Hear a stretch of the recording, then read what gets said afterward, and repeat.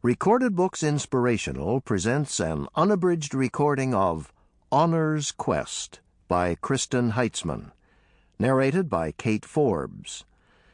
This work is copyrighted 1998 by Kristen Heitzmann. This recording is copyrighted 2002 by Recorded Books.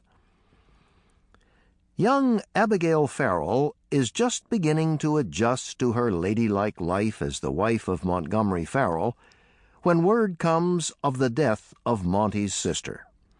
The Farrells travel to the South to adopt Jeanette, their orphaned niece, and return to their Colorado home, only to find another tragedy brewing.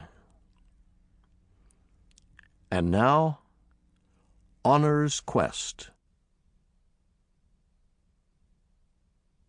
Part 1.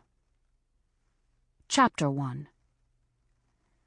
Ragged scraps of cloud hung beneath the edge of blue nubby mountains like gauze torn from a blanket of gray.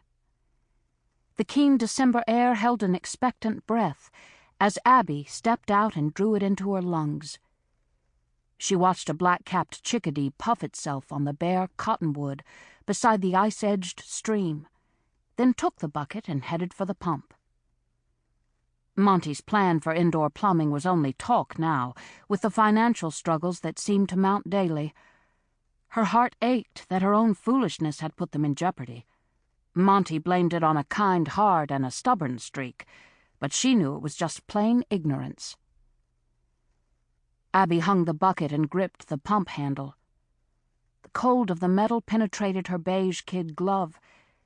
She thought all her schooling, her voracious reading, and the woodcraft Blake had taught her would set her up fine for life. Marriage to Montgomery Farrell had proved her wrong. She worked the handle until the water gushed, then kept it smoothly coming. When the rush nearly reached the brim, she released the handle and lifted the bucket from the hook. She didn't need indoor plumbing and spigots that ran hot and cold.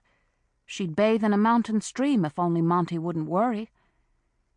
He tried to hide it, except in those honest moments when they held each other in the dark. Then he admitted his fears. Had he not lived through ruin enough with the war that destroyed his father's southern plantation? He had established himself so solidly here in the Colorado Territory, but his brother-in-law had turned things upside down, and man of honor that he was, Monte vouched for Kendall's debts. Abby wished she'd known and understood. But she hadn't. She had foolishly sacrificed valuable stock certificates held in her name.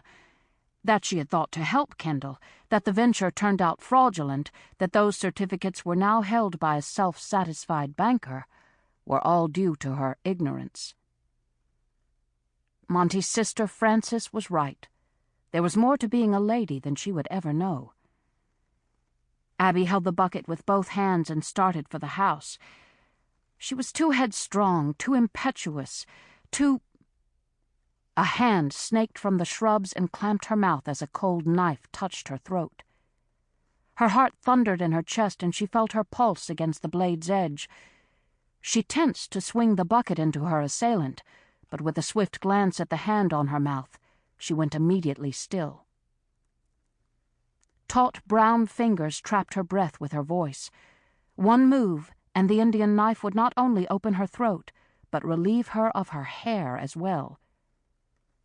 She forced her nerves to calm and stood straight. Any show of fear could endanger her. She thought of all the tales she had scorned, all her brave declarations that the Indians were not to be feared, but respected.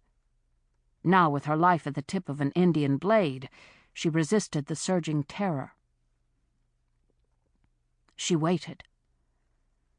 Almost imperceptibly the hand loosened, the knife left her throat. Still she did not move or turn. The man's breath warmed her ear as he spoke very low. "Wise one." Abby spun, sloshing water down her skirt.